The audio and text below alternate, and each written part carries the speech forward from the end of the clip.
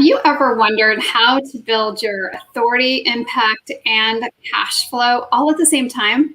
On this episode of the PA System, I'm talking with Jordache Johnson about how to do just that. So thank you for being with us this evening, Jordache. Such a pleasure to have you here. Thank you very much. I'm so excited to be here.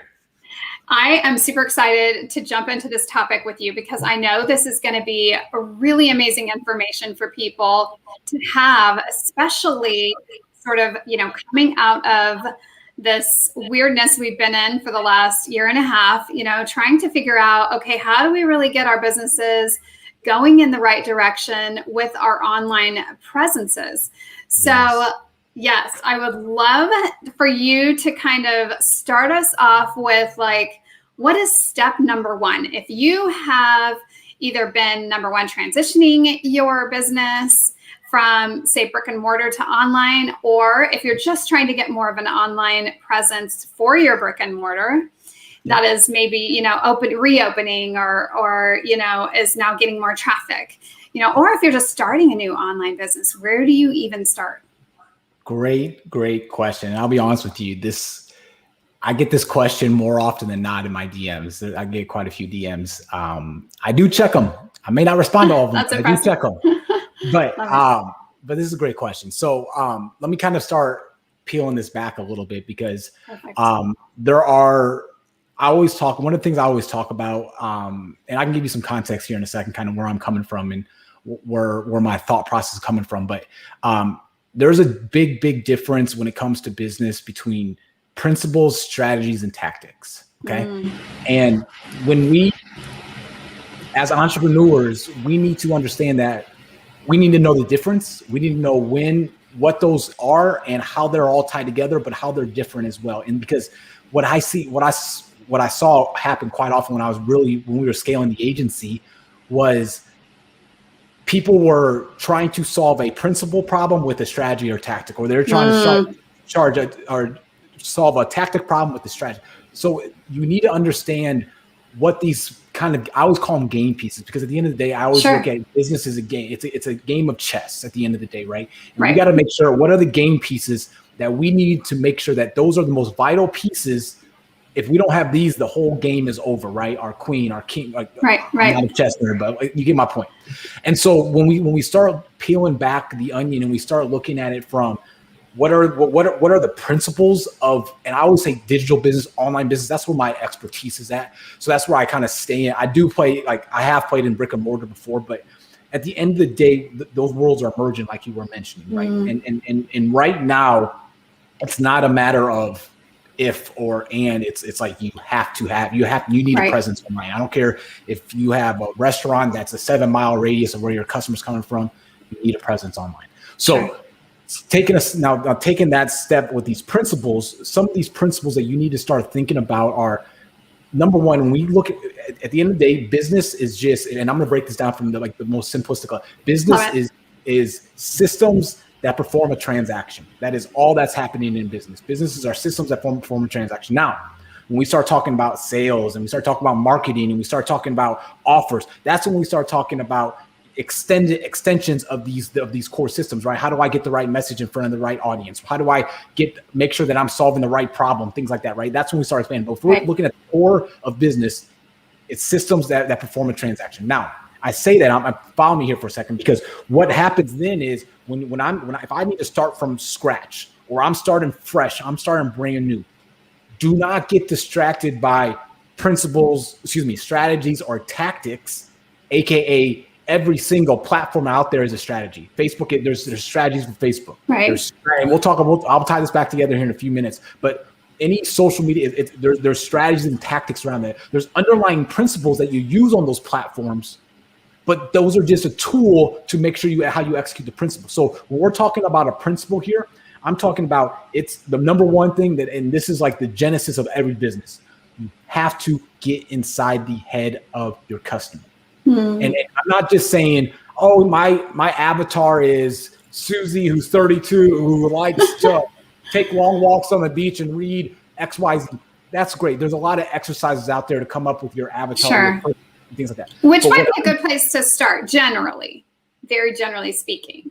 if you don't have anything, generally speaking, great. But I'll even give you a better tip, because here's what's happening is, and I deal with a lot with, I call them impact-driven entrepreneurs, people that have a message or an offer or a service that's going to transform someone's life, or it's going to basically add value or remove a pain. Okay. And so what I say though is almost everybody is their dream customer. So you do not have to look, you don't need to go make somebody up. You may just need to go back a couple seasons or many seasons in your life and figure and understand who that person was at that point in time that you were facing that pain, that you now have the insight to overcome, help others overcome. Because when you get back to that person, I'm not making up an exercise about this dream person that I'm hoping. I'm sitting here thinking, what was I feeling at that point in time? What were the experiences what were my challenges? That's when I just look in my head and I can pull out. I was frustrated. I'm just making up things right now, but I couldn't face I was so ashamed to even bring this up to my wife or my significant other that I held it inside. No one can do any research, or I'm not going to put that in any survey. But what I'm telling you is, if you're going after that person that you want to bring along that journey that you've been able to overcome in your own life or help others overcome, you go back to that person and you start going deep inside that mind or those feelings. That's how, when you start sharing content or sharing stories about that at time in your life, that's when people start saying, how did you, you're literally in my head, because whatever you're saying right now is what I'm experiencing. Right. And so that's why I always tell, you may not have an audience, but if you help people, you've overcome some experience in life. You are somebody's dream customer right now. They're trying to be like you. You go back to who you were beforehand and start digging in the head there. That's an easy place to start that way. That's so good. And I want the audience to understand too, that you're coming at this from a place of a lot of experience. So just tell us a little bit about what you've done and how you've gotten the experience that you've had. Great question. I probably should have led with that, because you're probably like, who the hell is this guy talking about? So I went to the traditional route, I always say, right? Where, I was one of the first, I was the first person in my family to go to a 4-year university, graduate. I was a finance accounting major, doing the whole thing, everything right, getting scholarships, going to school, getting internships over the summer, doing what I need to do to take it to the next level, right? When I graduated, my dream at that time was investing. I loved investments. I loved finance. I loved numbers. I loved making money in that sense, right? And so I was like, I'm getting to Wall Street. Yeah. And what's crazy about that is, guess when I'm going to age myself, but guess when I graduated college with a finance degree and an accounting degree? Oh my goodness. I don't know. I'm going to guess 2018. Funny. 2008, when the recession was happening. Oh my gosh. Wow. So I'm coming out trying to get to Wall Street, right? And it's May 2008. And here's the thing. I was blessed. I got an opportunity, didn't get to Wall Street, but got into investment. But I'm telling you this story because at that point in time, I was following the rules that everybody laid in front of me, or I was told by society that I had to follow them. And at that point in time, I was doing it. But here's what happened. When I got started on that job, I started July 26th in 2008 on that job. Our stock price was $32.92 at that point in time, if I remember correctly. Within about 4.5 months, our stock, we used to joke in the office, it costs more to go get a junior bacon cheeseburger at Wendy's than it was to buy a share of stock, because our stock price was under $1. Right? And here's what's happening. So from a business implication standpoint, all of a sudden, I'm one, it's like a finance leadership development program. So it was like a cohort of 8 of us or 9 of us. So we felt protected in the corporate, they're not laying us off because they invested so much in training and things like that. But what I started realizing was, I'm walking on campus, I'm seeing people 15, 16, 18, 20 years on the job getting laid off left and right, because it was a business decision for them to lay that person off than it is and hire somebody new out of school and pay them 1/3 the salary. Right. And so at that point in time, I realized I have no control. All this future that I'm told that I'm supposed to do all these things and play by these rules, at the end of the day, something can happen in the environment around me that I have no control over, and it can wipe me out completely. And at that point in time, I realized, okay, it's time to start figuring out what's next. Yeah. And now here, and I want to preface that I've always had a side hustle. I'm talking back I was in high school, selling computers on eBay. There was things I figured out at a young age, not having much money, how to make money. Right. Sure. And that's something that that's an entrepreneurial me. I always knew how to make money in some form or fashion. Right.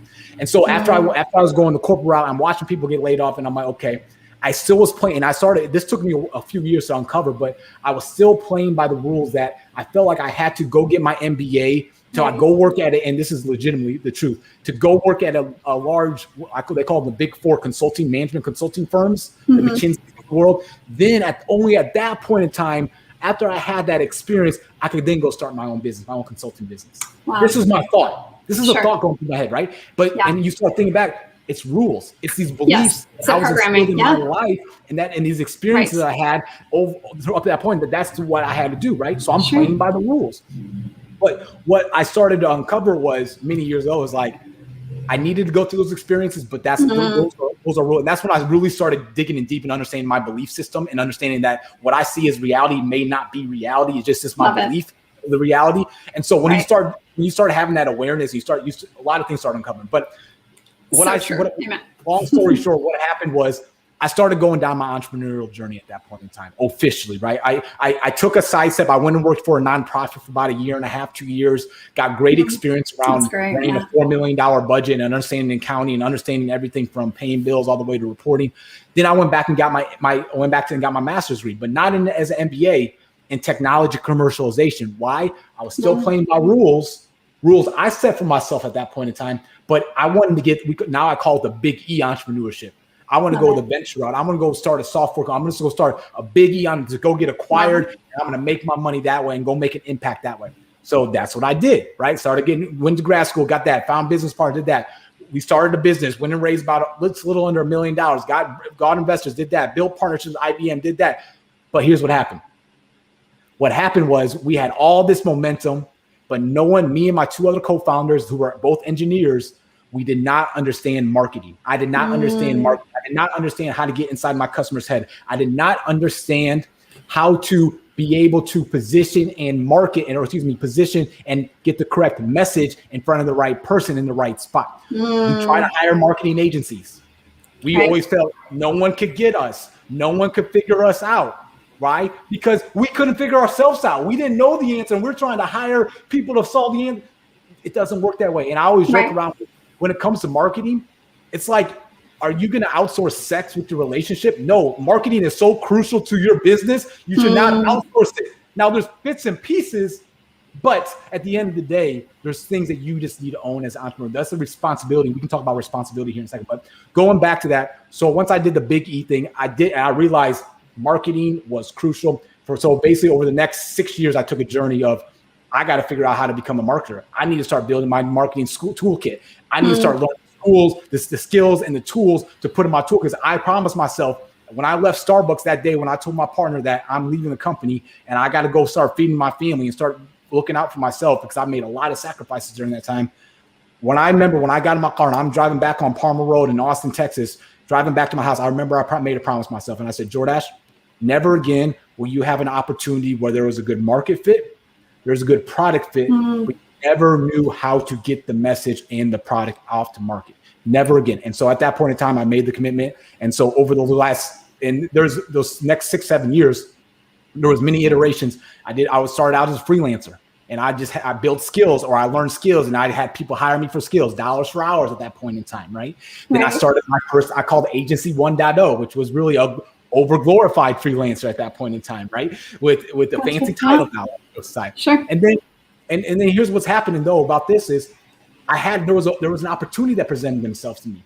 I had an opportunity to go work at a startup in Austin with people that I follow, the people that I respected of a young company that I knew was still relatively young, but they had great growth potential. I was like, I had an opportunity. They reached out and I even interviewed. And I remember when I interviewed, I'm like, I'm not taking a job, because at that point I had ego in play. I'm like, I work for myself now. I'm not going to work for anybody else, kind of thing, right? But once I started to unpack, I was like, Jordache, that's his ego. Like, think about the opportunity that you have. Think about what the things you're going to be able to learn. Think about the things the positions you're going to put yourself into. Would you get those anywhere else? And one of the biggest ones was I never had any sales experience. I could sell things, but I never had experience and like frameworks and things to work with. And part of that role was going to have sales involved in this. I was like, let's take on a new challenge. And that was a great experience, because I started seeing, what does a company look like from the, the low 7 figures up to the, mid almost 8-figure range. What does that take? What does the team look like? I'm learning from experts in paid ads that are running our, 5-6 figure ad budgets, right? Like I'm immersing myself in that environment, and and we help grow that company. But it took my ego to put myself in there, because from there I built relationships from being in that company in the role that I was in and the other businesses I did. That then when I left there, I had an agency. I already had clients waiting for me. Right. And then I just, I want to pause for a moment, because I want to just focus on, the fact that when you've kind of touched all these different pieces of a business, it gives you a different perspective. You have sort of this holistic viewpoint, right? And not to mention the wisdom that you gain, right, from having actually done it yourself and been there yourself. So that's really powerful in and of itself. And I think that there's a lot of entrepreneurs that are kind of trying to figure out how to do that too, right? It's just, how do I even start to figure out all these different parts and pieces? I do want to just pause for a moment and recognize that we've got a few people on with us. Jamie Green, thank you for being here. Scott, Christopher, thank you guys. And just everyone's loving what you're sharing out right now. So thank you guys for being here. And so, with that, I want to, kind of come back a little bit to, so what we're really getting to is that this building of, your skills is a piece of this, but it's also then, like you were just saying, pulling in some relationships. It's, figuring out how do I use, my knowledge in addition to the connections that I have to get my business where I want it to go. 110%. And that took me a while to figure out, because I always figured out once I got the skills, I was good. Right. And then I realized, hey, I got these skills, but no one knows about these skills. How do I market these skills? How do I get these skills out there? Right. And then we can talk about, the traffic stool here in a little bit. But one of the things was, I've always, and this was just naturally to me. But the thing is, it doesn't require you to have this like that, but I'm always intrigued by other people and what they're doing. So like, I'm always curious around what other people are doing in their business and how they're running the business. Not purely from a fact of like, I'm trying to get something. I'm legitimately just curious, because I understand that I learn so much just by hearing what other people are doing, sharing. And going back to what you were saying, Pamela, there's one of my favorite videos was Steve Jobs' commencement speech in Stanford. I think it was 2005, right? And if you haven't watched on YouTube, his best 20 minutes you'll probably ever spend in your life if you go watch that. But you will feel like you can run through a brick wall. But one part of that was there's a quote in there, and he's talking about being inspired and what you're gonna do after graduation and making an impact in the world. And one of the things he said is, you can't connect the dots looking forward. You can only connect the dots looking backwards. And this was when he gave you some context. This is when he was talking about, like, he went to India and was, doing this stuff, and then he was doing this. And he took a calligraphy class, and all of a sudden all that came together when he first started creating the first Apple, the calligraphy and the fonts. Wow. Right? That's where all that pulled out. So like, even in my 20s, like, I always had this mentality of like, there's just things I just do that have no insight on why I'm doing those. Meaning there's not an intention. I just know this is good. Like, there's something good about this. And so I just do it. Same like when I took the job, I'm like, there's just something there. I just need to do that. I need to like. So really kind of following your intuition. Like, you just had a sense that there was something there. Sure.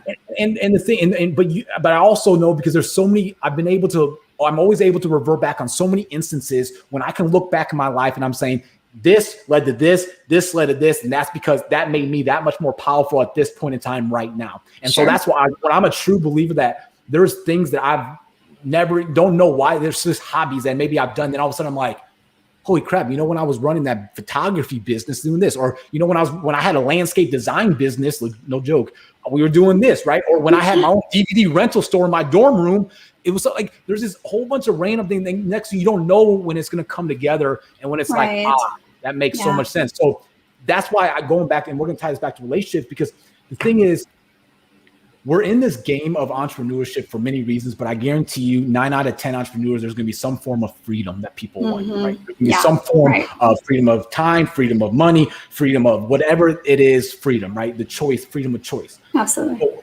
and one of the things about that, though, is when we sit here and say, okay, well, if I get that freedom, What am I going to do with that freedom?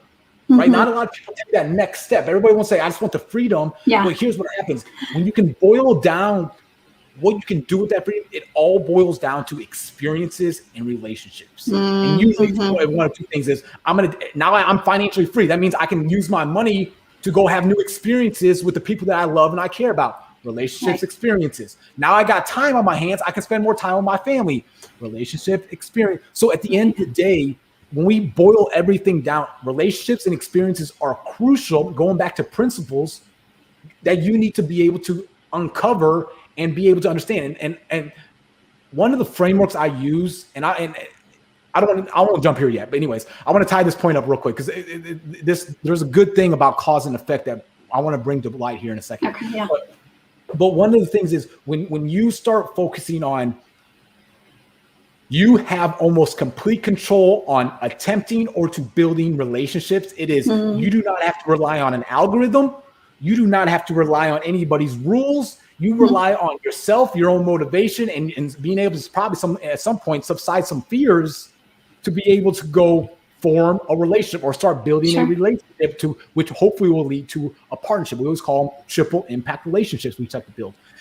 But what's powerful about that is you don't need, and this goes back to getting what you were asking in the beginning, if you're just getting started or if you don't have a big size audience or you don't have a big list, you don't need that. As long as you have a powerful message, as long as you have a product or service that you can transform somebody's life or cause impact in the positive for somebody's life, as an entrepreneur, it is your responsibility. Let me repeat that. It is your responsibility to get your message in front of the people that you can serve.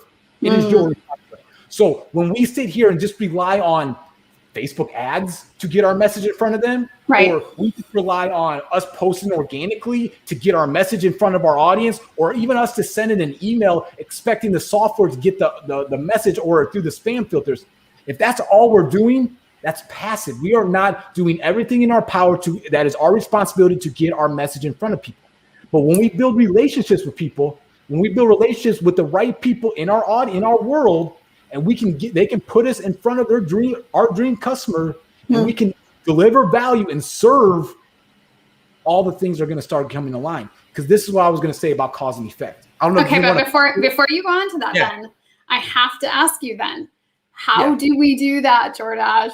Yes. It's this magic sprinkle sauce. It's just the sprinkles. No. So here's the funny thing, guys. I'm all about giving actionable tips. Okay. So I'm going to give you some actionable tips, right? Yes. So here's what happens when we're looking at here's the first thing. I guarantee you, if you're watching this, I guarantee some form of this thought went through your head right now. When I start talking about building relationships or building strategic partnerships to grow or amplify your authority, your cash flow, or your impact.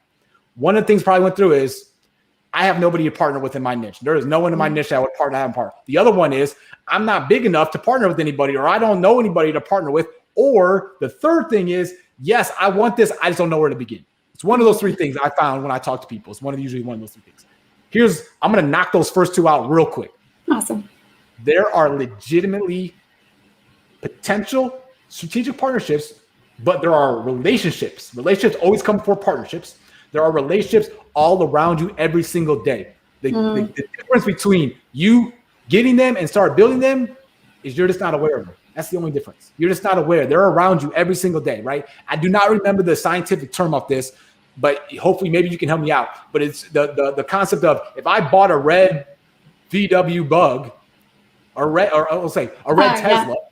Right. What you focus on expands. Seeing is red Teslas around or Teslas around, right? Because I'm aware. If my conscious mind brought it to my subconscious mind brought it to my conscious mind. Now I'm aware of that. That is the only thing that's different that's happening right now. They're all around you right now. You just they're in your subconscious mind. We're going to bring them to your conscious mind here. Number one, there's two buckets I always talk about that you're going to start looking for relationships or people to start building relationships with. One is your existing connections, and then the other bucket or umbrella is, I call it your marketplace booth neighbors, which I'll explain here. Okay? Like that. Okay. So your connections. Here's what happens is, like I said earlier, more often than not, we are our dream customer. Some form of us is our dream customer. Whether we're at the same season, and people need to understand, there's a lot of our dream customer goes through. It's a journey. we're on this customer journey, and some people might be in the beginning of the journey, some people might be further down the line, right? But it's still the same dream customer, right? And so what happens is for example, like I'm an entrepreneur. I serve entrepreneurs. Now, am I the exact fit for the exact? No, but I am an entrepreneur that has an online business that's growing big, just like my customers, my dream customer, right? So when I start thinking about myself and I start thinking about, okay, what podcast am I listening to? Open up your podcast list. Look at who you listen to. Who's your influencers in your space? Right. Yeah. Right. Who you listen to? Right. What conferences, summits, events have you attended that your dream customers would attend to? Start thinking about that. Right. And here's the thing, guys. I'm not saying these podcasts or these events, these are going to be your partnerships. Or these are just seed places, sources that we're going to start being able to identify people at these places to be able to start building, because we're not building relationships with an event, we build relationships with people. And then all of a sudden we start going down other things, right? And now the other thing I'll tell you right now, the last thing I'll talk about in the connections one is go to your inbox, your email inbox. Two things you're going to find there. Number one, you're going to look for what emails am I subscribed to? What newsletters am I subscribed to? Who said in my inbox? Who are the people that I gave access to my inbox? Right. Number one. And then number two, you're going to go into the I'm a Gmail user. You go into the search bar and you're going to search two different words: purchase or receipt. What have you bought? What have you purchased? And we talk about software, tools, programs, services, things like that. Things that you have used, right? That's your existing connections. And then if you have customers, of course, ask them the same questions. What podcasts did you listen to? What courses have you got? What software have you bought? What tools have you bought? All that stuff, right? So that's your existing connect. Those are the people that I already have a good, or I've already crossed paths with at some point in time. Some may be closer than others, right? That's an easy way to start identifying them. Now, marketplace, booth, neighbors, okay? So let me give you paint a picture here of what I mean by that. So hopefully give you a visualization of what I mean. One of my mentors and coaches, Steve Larson, he always talks about when you're building a offer, or when you're launching an offer, you got to look at the marketplace. But what I mean by marketplace is, think of if your dream customer woke up on a Saturday morning and they went to their farmer's market. They went to a farmer's market with booths and tables and things all around.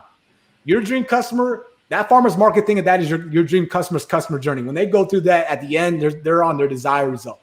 Now, what's happening is, when they're in that farmer's market, there's all these booths. And one of those booths is you, that says, hey, dream customer, I can solve your problem. Hey, dream customer, I can take away a pain. Hey, dream customer, I can give you a desired result. You have all these other booths doing the same. One might be selling candles. One might be selling some kettle corn. One might be selling some cotton candy. One might be selling pictures. Long story short, they're all serving your dream customer in a different way, but it's still the same dream customer. Now, here's where it becomes powerful, because when I start building a relationship with my booth neighbors, we can say, hey, we both serve the same dream customer. You serve it with kettle corn. I serve it with candles, but we both serve the same customer. How about you bring your superpower to my world and fill a gap in my world to my audience? I come to your world, use my superpower to fill a gap in your world. And at the end of the day, what makes it powerful? It's not about me. It's not about them. It's about the dream customer, because now they are truly being served through their journey, through their marketplace, right? And so that's where we start looking at existing your booth. Okay. So how do we start finding some of these things? Reticle activation. Thank you, Jamie. I appreciate it. Leave it to Jamie. Yeah. She's on it. Jamie got it. I love it. Okay. So now booth neighbors. How do we start finding these booth neighbors? Yeah. I'm going to tell you right now, there's many strategies. In our program, we teach, there's probably 23 different places we can start sourcing. And here's the funny thing is, it's like a snowball effect, okay? We just need a couple snowflakes.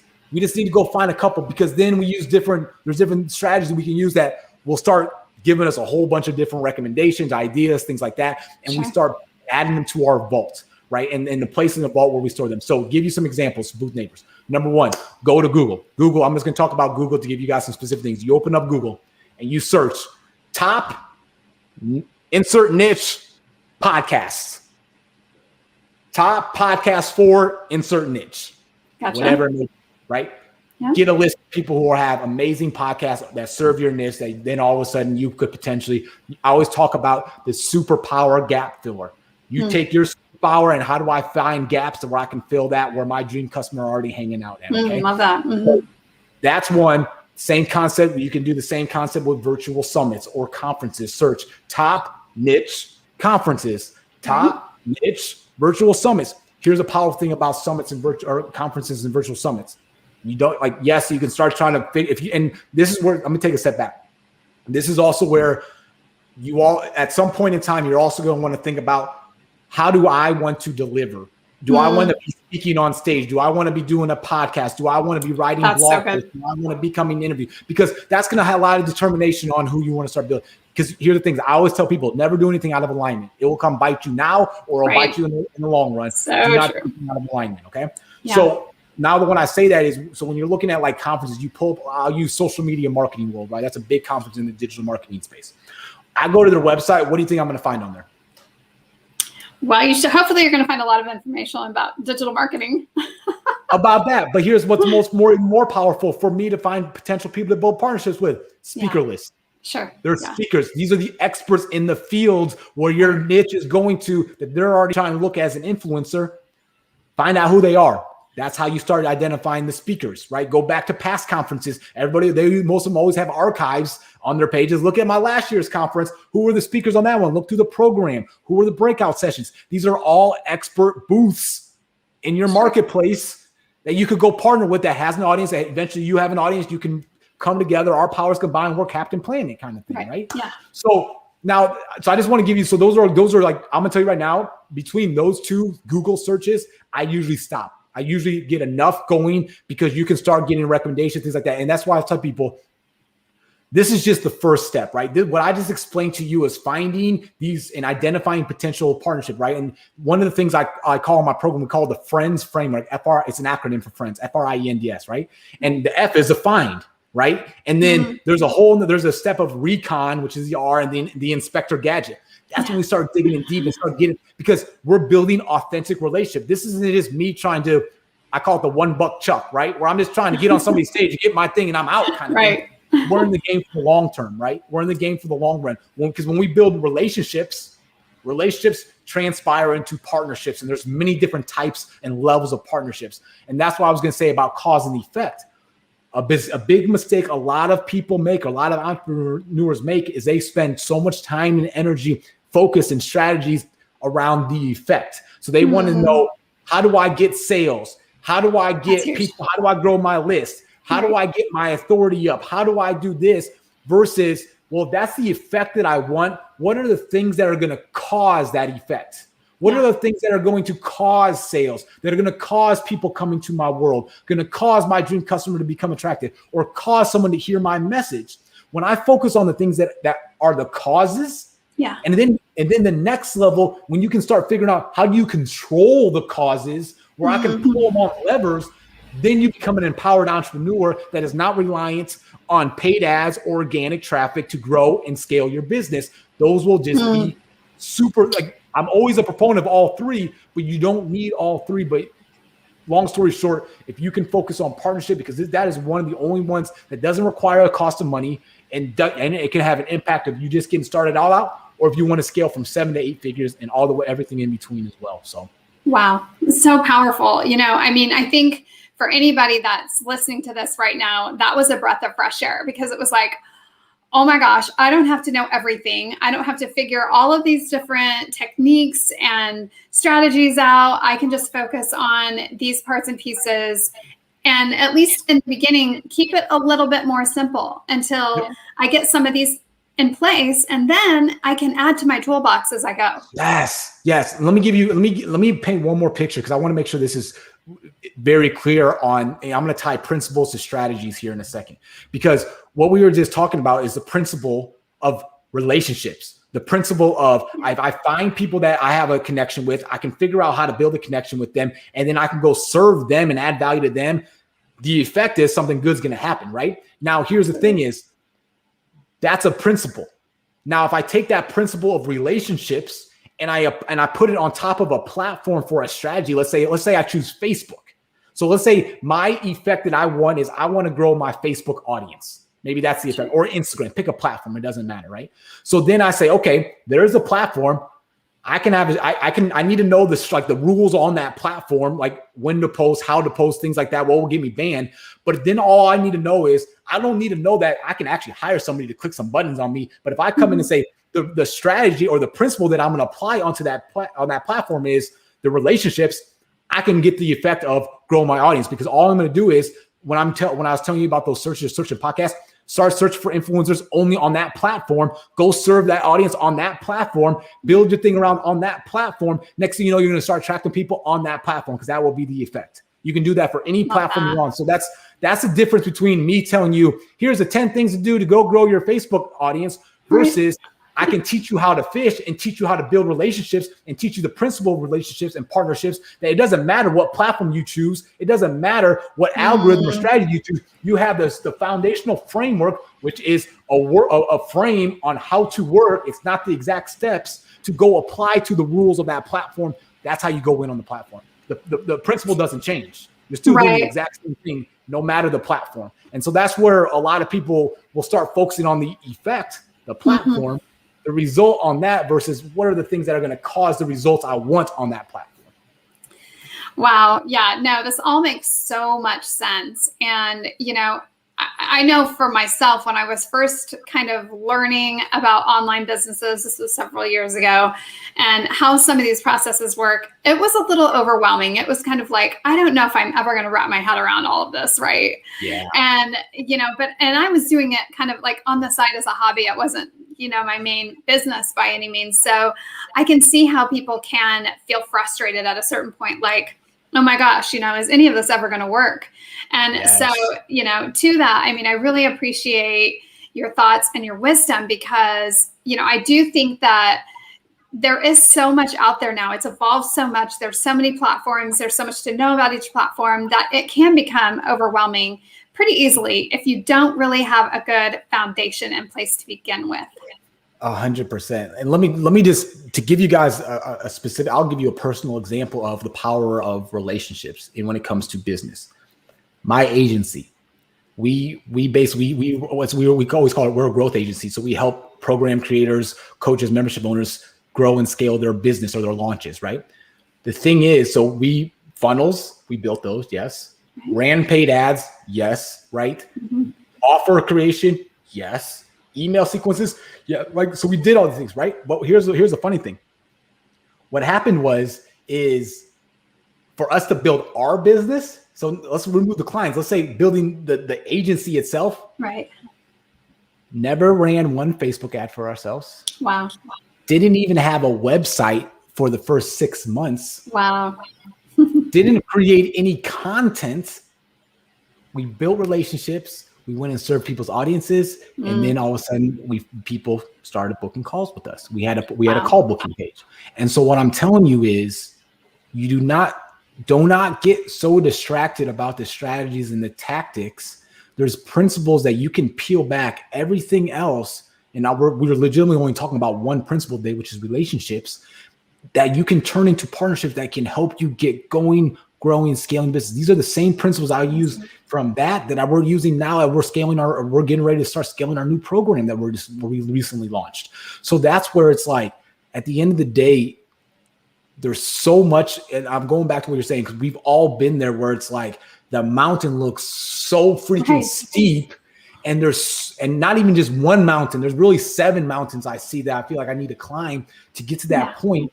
And it's in there, okay, what are the causes and what are the effects? What are the things that are going to cause me to get that effect? And what are the things and what are the principles that I can start focusing on now, like you were saying, to build that foundation? Because these things don't change. Right. It doesn't matter how high up that mountain I'm going. If I can start building that foundation now and start instilling those habits now, it's going to get easier up there. I'm not distracted by TikTok or Clubhouse.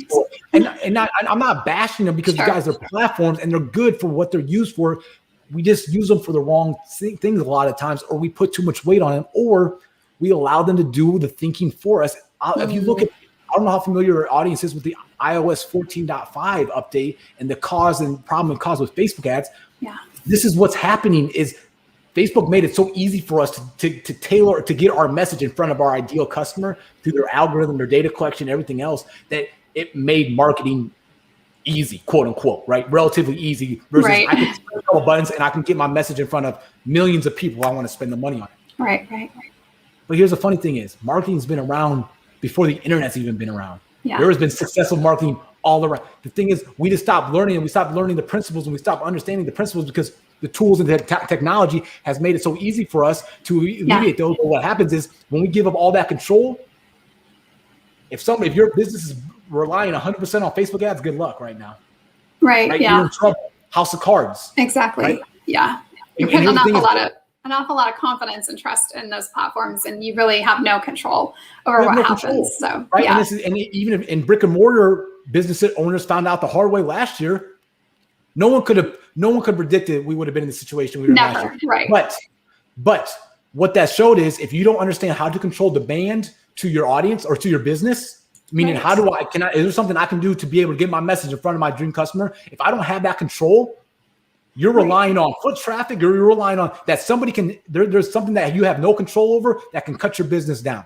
Right. Yeah. And so the question is, it's not a matter of if, it's going to be a matter of when is that going to happen. Not saying the pandemic, but something can happen that can knock out whatever. It could be construction in front of, I was talking to a guy, he had a construction in front of his pizza spot for almost 8 months and almost sold his business.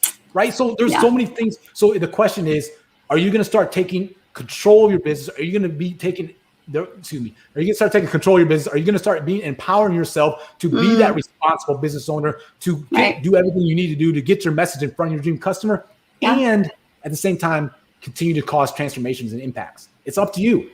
And I think to that point that it's, it doesn't have to be complicated, and maybe, it's more simple than you think. So if you feel like it's complicated or there's a lot to figure out, go back and replay this video so that you can dig out the gold nuggets, because there has been so many. And, along with that, I know we're running out of time. I want to give people the opportunity to figure out, okay, how do we connect to Jordache? So this is your website, www.jordachjohnson.com, pretty straightforward. And then they can also find you on any social media, basically, right? Jordache Johnson. Yep. And then you guys have an upcoming program or challenge actually that you're running. So it'll be a 5-day challenge to find 50 strategic partners. I love this. I mean, I think this is so cool, and I definitely want to do this. But so how do they actually go and figure out where to sign up for this? Yes. So here's the thing, guys. You guys have caught us. We've been scrubbing our channels a little bit, and we're just kind of, I was talking with Pamela, we're doing a revamp all around this concept of the partnerships and relationships and things like that. So when you follow my channels, you're going to start seeing a lot more about that. You get on my email list. Website's very simple right now. You're going to hear a lot more about this. And here's the thing, guys, I'm all about leveraging my knowledge to help you and empower you. So if there's something that you have questions about, guys, tag me in the videos, drop them in the comments. My job is I'm legitimately on this new mission, and I didn't talk about this before, but I started realizing in our agency, these entrepreneurs are becoming way too reliant on us for growth. They weren't understanding these principles. They were relying on us. And I'm sitting there, I'm like, what if one day I decide I don't want to do the agency anymore? These guys are going to be in trouble. Right. Yeah. And so that's when I started realizing I got to stop doing the fishing for these guys all the time. I got to start teaching people how to fish. I got to start teaching people how to do that. So that's what we're doing. So you're going to start seeing a lot more content around responsibility as an entrepreneur, empowerment as an entrepreneur, partnerships and relationships, and how to start leveraging those. And one thing I wanted to make sure I highlight real quick. Now I'll talk about the challenge here. Yes. Excuse me. One of the things you said about keeping things simple. Guys, one of the things I've started to realize, and this once again, I'm a big believer of coaches. I've surrounded myself by smart people to be able to find blind spots, right? So, but one of the things they help me understand is, look, at the end of the day, it's more valuable. You can, and it was more concept from a entrepreneur or business owner to their dream customer, but it applies the same here. If you're trying to build your business, there is more value in taking things away than giving more information. So what I mean by that is I can sit here and tell you all the different things about how to build a relationship, the 5 steps to do this, 7 steps to do this, 10 steps to do this. But if you do not believe that somebody is willing to partner with you for the size of your business, or if you do not believe that there is somebody in your world or your niche that you could partner with, or if you do not believe that you have a message worth sharing, if I do not help you overcome those things and realize those things are either false, actually they're all false, it doesn't matter anything else that I say. So the reality is, my job for me is to make sure I can take those thoughts away. Me taking those thoughts away from you are going to give you more momentum than by me just giving you a how-to or tips, things like that. I got to, if you shift beliefs, and you got to do it to yourself. I shift beliefs to myself all the time. Yes. When I see something, I'm like, that's a belief. That's a belief. Yes. How are you looking at that? Let's start thinking about that, Jordache. I always joke around, like, I legitimately, like, I'm outside of my body looking down on myself, asking myself, Jordache, how are you going to respond to that right now? Right. So, but it's like, all jokes aside, but that's how if you can start changing the game, because the one thing that we didn't talk about that's absolutely crucial, that whether you realize it's not on your entrepreneurial journey, is the mindset game, right? You can build all the skills, you can have all the alignment you want, but if you do not understand how to overcome those fears that will happen if they haven't already, those doubts in your mind, that's imposter syndrome, those little voices in your mind, and you don't understand how, I'll keep it clean, but my saying is, when something pops up in my mind, thank you for sharing, F you for sharing. That's what I tell. And honestly, what I picture is, that Disney movie with the little, the emotions? What's that movie? Emojis. Yeah. Yes. Yeah. That's why I picture. I'm like, it's in this one of these emotions. I'm like, you know what? Thank you for caring. F you for caring. So, but anyways, so I say all that because the partner effect, the 5-day challenge, we're going to be doing that in July. It's going to be an awesome experience where we're going to basically teach you over a 5-day period how to basically the things, some of the strategies I talked about today, we'll talk about those more in depth, but how to start identifying these relationships and these partnerships that are all around you. And we're going to walk away with, you have a list of at least 50. Amazing. So get on the list, just follow me on social. You will hear more and more about that. Wow. This has just been incredible. I mean, a wealth of knowledge. Thank you so much for being on with us. We appreciate it so much. And thank you to the audience for being here, obviously, as well. It was amazing to have all of you here. And I see Ernest has hopped on with us as well. Again, Scott, Jamie, Christopher, thank you all for being here, sharing out. I know that this is going to be valuable information for a lot of people. So if you know anyone who has a business, is starting a business, maybe just, is struggling with their marketing, share this out with them so they have the opportunity to get in on some of these gold nuggets, because you dropped a lot of them tonight. So thank you again, Jordache. Thank you very much. Yeah, would love to have you back again. We'll dig in some more. So absolutely. And to the audience, have a fabulous rest of your evening. And I look forward to being with you again next week. Good night, everyone. Jazz hands.